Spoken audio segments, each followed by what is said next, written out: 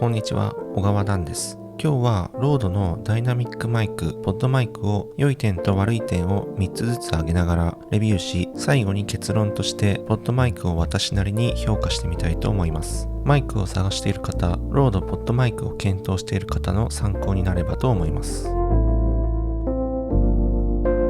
まず、良いところの1つ目は見た目と作りです。ポッドマイクを最初に手に持ってみると、コンパクトな見た目に反してずっしりと金属の塊のような重さに驚きます。マイク自体は15センチくらいでかなり小型なのですが、重量が 937g もあって驚くほど重いです。ショックマウント機構になっていて、多少のマイクの振動があっても振動音が入らないようになっています。また、ポップフィルターが内蔵されているので、破裂音や息が当たってノイズが入ることを防いでくれます。私はロードのマイクはカメラ用のビデオマイクロを長年愛用しており、見た目や機能面で満足していました。そのロードが作ったマイクですので、見た目や機能は信頼できる出来栄えになっています。良いところの2つ目は、ラジオのような雰囲気のある音質です。ポッドマイクはその名の通り、ポッドキャストなどの音声収録に特化したダイナミックマイクで、ラジオのような音声で録音できます。ダイナミックマイクはマイクに口元を近づけて使うように設計されており、口元を近づけることで自然と低音が強調されて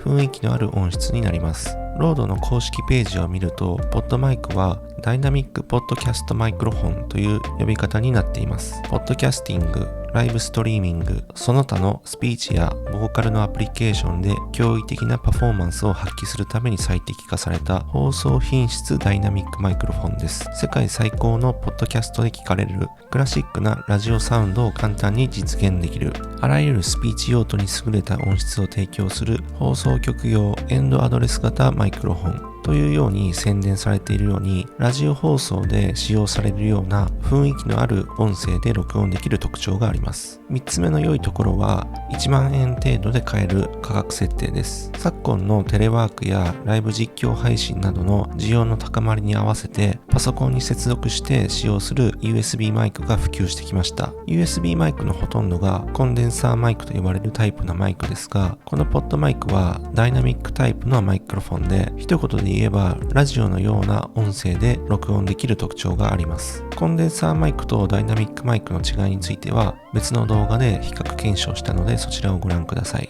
ダイナミックマイクはコンデンサーマイクよりもまだ普及しておらず、選択肢が少なく価格も高価な傾向があります。その中でもロードのポッドマイクはかなり低価格な1万円程度で買える珍しいダイナミックマイクとなります。私もそうですが、できるだけ安くダイナミックマイクを使ってみたいという人には、ポッドマイクはちょうどいい価格設定になっていると思います。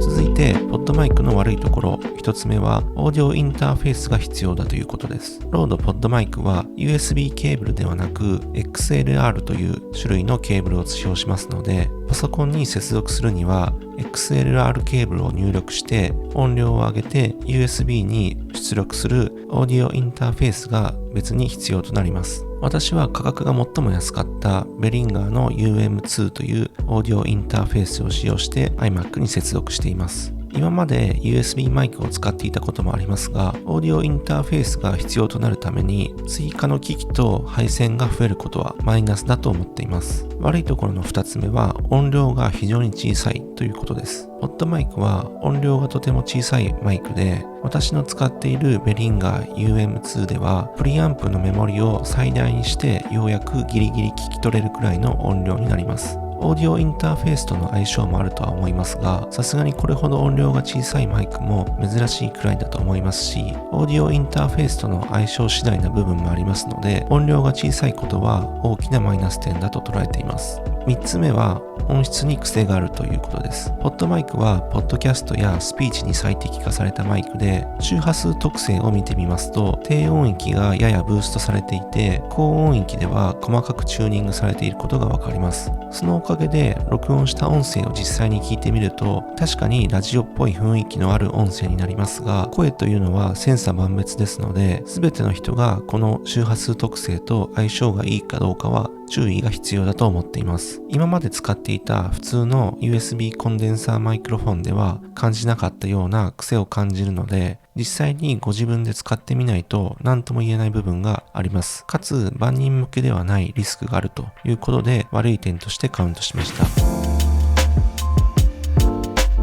最後に結論ですが、ポッドマイクは音声収録に特化したダイナミックポッドキャストマイクロフォンという名の通り、放送局で使用されるような音で録音できます。また見た目のかっこよさや価格を考えるとおすすめできるマイクです。一方でオーディオインターフェースが必要なことや音量が小さすぎる問題などがあり、誰でも簡単に扱えるマイクというわけではありません。ですので万人向けのマイクではありませんが、それでもダイナミックポッドキャストマイクロフォンをチャレンジして使ってみようという人にふさわしいマイク中級者用のマイクだと捉えています。個人的にはしばらくはこのポッドマイクをメインのマイクとして試行錯誤しながら使っていこうかなと思っているところです。以上、ロードポッドマイクのレビューでした。気に入った方はいいねボタン、チャンネル登録をお願いします。